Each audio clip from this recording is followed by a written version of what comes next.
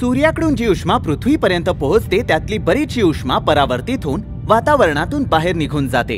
पण पृथ्वीच्या वातावरणात असलेले carbon dioxide, methane, nitrous oxide असे काही गॅसेस सूर्याकडून मिळणाऱ्या ह्या उष्मेचा काही भाग साठवून ठेवतात आणि आपल्या वसुंधरेचे तापमान संतुलित ठेवतात.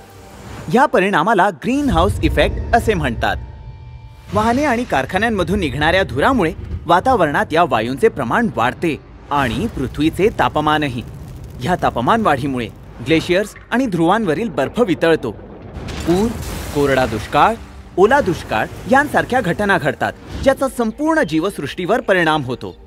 मग ह्या समस्येवर आपण आपल्या परीने काय करू शकतो? शक्य असेल तिथे पब्लिक ट्रान्सपोर्ट किंवा कार पुलिंग अवलंबू शकतो. जवळच्या अंतरासाठी सायकलचा वापर करू शकतो. विजेचा गैरवापर टाळून देखील आपण कार्बन उत्सर्जन कमी करू शकतो. हवेतला अतिरिक्त कार्बन शोषून घेण्यासाठी झाडांची प्रचंड मदत होते, म्हणून आपण झाडे लावून त्यांचे योग्य संगोपन करू शकतो. माझी वसुंधरा, माझी जबाबदारी.